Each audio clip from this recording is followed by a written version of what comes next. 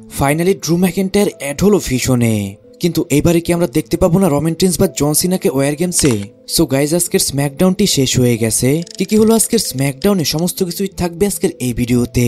Video শুরু করার আগেই গাইজ সবার কাছে আমি সরি বলে নিচ্ছি, কারণ আমি যে জায়গায় থাকি সেই জায়গার পাশেই কিন্তু একটা কনস্ট্রাকশনের কাজ হচ্ছে। এই জন্যই হতে পারে আজকের ভিডিওতে অনেক বেশি নয়েজ থাকতে পারে।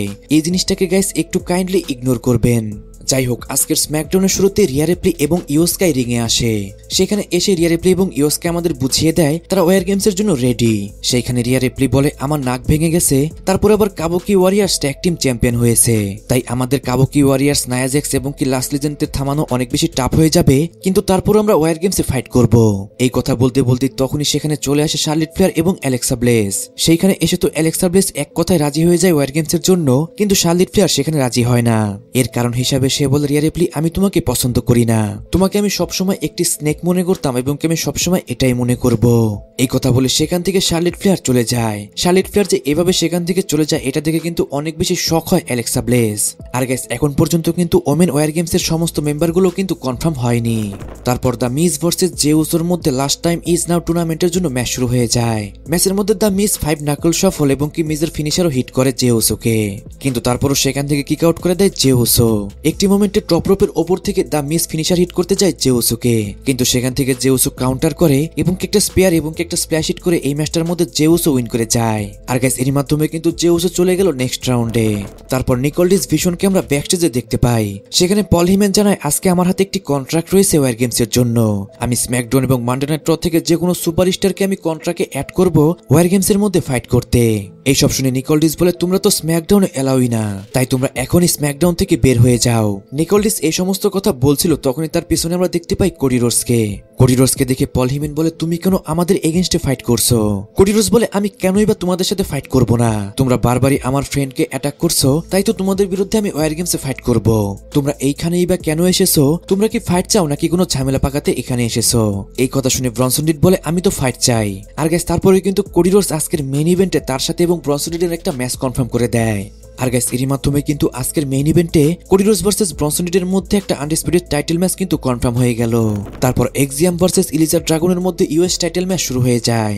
ম্যাচটি রেসলিং ওয়াইজ বলতে গেলে মোটামুটি ভালোই ছিল, কিন্তু অতটা ভালো লাগেনি আমার কাছে এই ম্যাচটি। বর্তমানে ইলিজা ড্রাগন প্রতি সপ্তাহে যে সমস্ত ম্যাচগুলো ফাইট করছে সে ওপেন চ্যালেঞ্জ তো করছে, কিন্তু আমার কাছে এই ওপেন চ্যালেঞ্জটা অতটা ভালো লাগছে না। কারণ সেমিজেন এবং জন সিনার ওপেন চ্যালেঞ্জ আমরা দেখতে পেতাম নতুন নতুন সুপারস্টারদের, সেখানে আমরা জানতামই না কে এসে প্রতি সপ্তাহে চ্যালেঞ্জ করবে। কিন্তু ইলিজা ড্রাগনের বেলায় কিন্তু এটা পুরো উল্টো হচ্ছে। এই সপ্তাহে যে এক্সামের সাথে ম্যাচ হবে এটা কিন্তু আমরা গত সপ্তাহে কনফার্ম হতে দেখতে পাই। এই জন্য ইউএস ওপেন চ্যালেঞ্জটা আমার কাছে ইন্টারেস্টিং লাগছে না।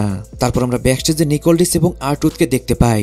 সেখানে আরটুথ আজকেও নিকোলডিসের হাতে 2টা বল দেয় এবং কি বলে এই 2টা বল থেকে আমার নামটি অ্যানাউন্স করো আর আমাকে বানিয়ে দাও জন সিনার লাস্ট অপোনেন্ট। আরটুথের সামনে নিকোলডিস সেই বলগুলো খুলতে যায়, কিন্তু সেখান থেকে তখনই পালিয়ে যায় আরটুথ। সেখানে তারপর চেলসি গ্রিন আসে, নিকোলডিস সেই 2টা বল চেলসি গ্রিনের হাতে ধরিয়ে দেয়। তারপর সেমিজেন রিং এ আসে। সেমিজেন রিং এ এসেই বলে লাস্ট কিছু সপ্তাহ আমার জন্য অনেক বেশি ডিফিকাল্ট ছিল, কারণ সোলো সিকোয়া এবং তার এমএফটি চরম সীমায় পৌঁছে গিয়েছিল। তারা যে কাউকে অ্যাটাক করছিল যা আমার শুধু বসে বসে দেখা ছাড়া কিছু করার ছিল না। সোলো সিকোয়া, আমি জানি তোমার আমাকে নিয়ে প্রবলেম রয়েছে, তাই তুমি এখনই রিং এ আসো এবং কি আমার সামনে ফেস টু ফেস কথা বলো। তারপর সেখানে চলে আসে সোলো সিকোয়া এবং তার এমএফটি। সোলো সিকোয়া সেমিজেনকে বলে তুমি নিজেকে কি মনে করো? তুমি যে কেমন মানুষটা আমি ভালো করেই জানি। তুমি একজন মিথ্যাবাদী, তুমি একজন স্বার্থপর, তুমি কখনোই কারো কেয়ার করো না, কিন্তু আমি কেয়ার করি আমার ফ্যামিলির। আমি আমার ফ্যামিলির জন্য সবসময় অনেক বেশি রয়্যাল থেকেছি। তুমি এসব কিভাবে বুঝবে? কারণ তোমার তো কোনো ফ্যামিলি নেই। আমি যদি ইচ্ছা করি তোমাকে এখনই ডিস্ট্রয় করতে পারি, বাট আমি সেটা করব না, কারণ তুমি এখন পর্যন্ত মেডিকেলি ক্লিয়ার নও।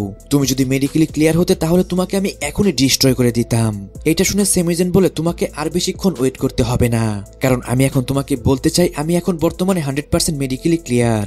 এইটা শুনে তো সোলো সিকোয়া এবং তার এমএফটি সেমিজেনকে অ্যাটাক করতে যায়, তখনই সেখানে সেমিজেনেরও টিম চলে আসে। সেমিজেনের টিমে আমরা দেখতে পাই মোটর সিটি মেশিন গান, রে ফিনিক্স এবং কি সিনসকে নাকামোরাকে। আজকে সেমিজেনের টিম কিন্তু সেখানে একদমই এমএফটিকে ডিস্ট্রয় করে দেয়। তারপর আমরা ব্যাকস্টেজে নিকোলডিস এবং কি সোলো সিকোয়াকে দেখতে পাই। সোলো সিকোয়া সেখানে অনেক রেগেছিল। সোলো সিকোয়া নিকোলডিসকে বলে তুমি তো দেখেছোই সেমিজেন এখন মেডিকেলি 100% ক্লিয়ার, তাই আমি ম্যাচ চাই সেমিজেনের সাথে। যা শুনে নিকোলডিস বলে আমার কাছে এখন এইসব শোনার মতো কোনো টাইম নেই, কিন্তু তারপরও আমি সার্ভাইভার সিরিজে তোমাদের মধ্যে একটা 5-on-5 tag team match confirm করে দিলাম। কিন্তু সেই ম্যাচটা কোনো নর্মাল ম্যাচ হবে না, সেই ম্যাচটা হবে elimination tag team match. Guys finally কিন্তু সোলো সিকোয়ার টিম এবং কি সেমিজিনের টিমের মধ্যে elimination tag team match confirm হলো সার্ভাইভার সিরিজে। তারপর এলএ নাইট রিংয়ে আসে। এলএ নাইট রিংয়ে এসে ওয়েট করছিল তার মিস্ট্রি অপোনেন্টের জন্য। তখনই সেখানে মিউজিক হিট হয় জ্যাক রাইডারের, যা থেকে সবাই অনেকটা শক হয়ে যায়, কারণ জ্যাক রাইডার একে ম্যাট কার্ডোনা সে কিন্তু টেনের সুপারস্টার বলে সবাই জানে। এতদিন পরে তাকে আবার যে জ্যাক রাইডার রূপে দেখতে পেরে সবাই কিন্তু অনেক বেশি খুশি হয়ে যায়। আর গাইস তার এন্ট্রেন্স এবং কি ম্যাচ ফাইটের সময়ও অডিয়েন্সরা তাকে খুব চেয়ার করে। কিন্তু ডাব্লিউডাব্লিউই তার সাথে আজকে খারাপ করেছে। একেই তো এতদিন পরে সে আবার রিটার্ন করলো ডাব্লিউডাব্লিউইতে, কিন্তু রিটার্ন করে তার সাথে এরকম ম্যাচ দিবে এটা কিন্তু কেউ এক্সপেক্ট করেনি। জ্যাক রাইডার ম্যাচের মধ্যে তার ফিনিশার হিট করে, তাও কিন্তু সে এলএ নাইটকে হারাতে পারে না। ম্যাচের একটি মোমেন্টে একটি বিএফটি হিট করে এলএ নাইট এই ম্যাচটার মধ্যে উইন করে যায়, যা থেকে কিন্তু সবাই এখানে অনেক বেশি শক হয়ে যায়। যেহেতু এতদিন পরে আবার রিটার্ন করলো ম্যাট কার্ডোনা, তারপরও রিটার্ন করে প্রথম ম্যাচে একদমই ক্লিয়ারভাবে হারালো তাকে এলএ নাইট। গাইস এই জিনিসটা আপনার কাছে কেমন লেগেছে অবশ্যই কিন্তু কমেন্টে জানাবেন। তারপর জেড কার্গিল ভার্সেস V5 এর মধ্যে একটা 1-on-1 ম্যাচ শুরু হয়ে যায়। ম্যাচটি নিয়ে বলার মতো সেরকম কিছুই নেই। ম্যাচটি শুরু হওয়ার সাথে সাথেই কিন্তু সেই ম্যাচটার মধ্যে জেড কার্গিল উইন করে যায়।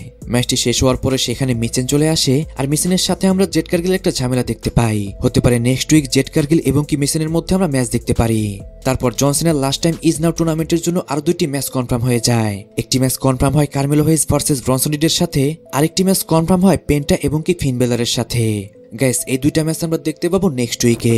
তারপর আজকের মেইন ইভেন্টে কোডি রোডস ভার্সেস ব্রনসন রিডের মধ্যে ডাব্লিউডাব্লিউই আনডিসপিউটেড চ্যাম্পিয়নশিপ ম্যাচ শুরু হয়ে যায়।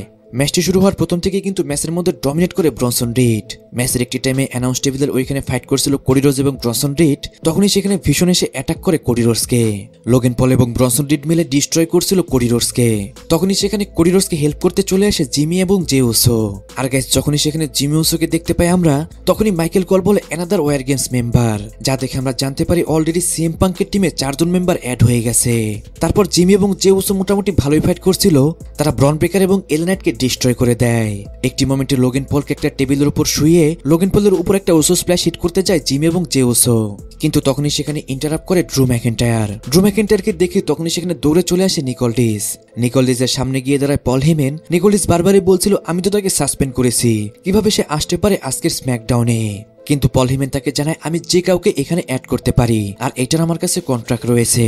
তারপর ফিশনরা মিলে সেখানে কোডি রোডস এবং কি জিমি এবং জে উসোকে ডিস্ট্রয় করে দেয়। আর গাইস এরই মাধ্যমে কিন্তু ড্রু ম্যাকেন্টায়ার অফিসিয়ালি জয়েন করলো ভিশনে। কিন্তু আজকের স্ম্যাকডাউন থেকে একটা জিনিস ক্লিয়ার, অনেকেই তো বলছিল এবারের ওয়ার গেমসে জন সিনাও থাকবে এবং কি রমান রেইন্সও থাকবে। যেমনটা আমরা জানি যে ওয়ার গেমসে 5 জন মেম্বার ফাইট করতে পারে, তাই অলরেডি যেহেতু সিএম পাঙ্কের টিমে 4 জন হয়ে গেছে, সেখানে আমরা জন সিনা এবং রমান রেইন্সকে একসাথে দেখতে পারবো না। আর গাইস একটা ছোটখাটো রিউমার রয়েছে এবারের ওয়ার গেমস মিস করতে পারে রমান রেইন্স, যে জিনিসটা শুনে আমার পার্সোনালি অনেক বেশি রাগ হচ্ছে। আমি বলবো না এখনই এটাতে বিশ্বাস করুন, কারণ এটা এখন পর্যন্ত কনফার্ম নয়। যদি এই সপ্তাহের মানডে নাইট রতে সিএম পাঙ্কের 5 জন মেম্বার ফিল আপ হয়ে যায়, তাহলে আমরা বলতে পারবো যে এবারের ওয়ার গেমস মিস করবে রমান রেইন্স, যে জিনিসটা মোটেও হওয়া উচিত নয়। জিমি উসোকে দিয়ে অলরেডি 4 জন মেম্বার ফিল আপ হয়ে গেছে সিএম পাঙ্কের টিমে। এখন দেখার বিষয় হলো 5 নাম্বার মেম্বারটি কে হয়, সেটা কি রমান রেইন্স নাকি জন সিনা। গাইস আপনি ওয়ার গেমসে জন সিনাকে দেখতে চান নাকি রমান রেইন্সকে দেখতে চান, সেটা কিন্তু অবশ্যই কমেন্টে জানাবেন। আর ভিশনের ড্রু ম্যাকেন্টায়ারের জয়েন নিয়ে বা আপনি কি মনে করেন সেটাও কিন্তু অবশ্যই কমেন্টে জানাবেন।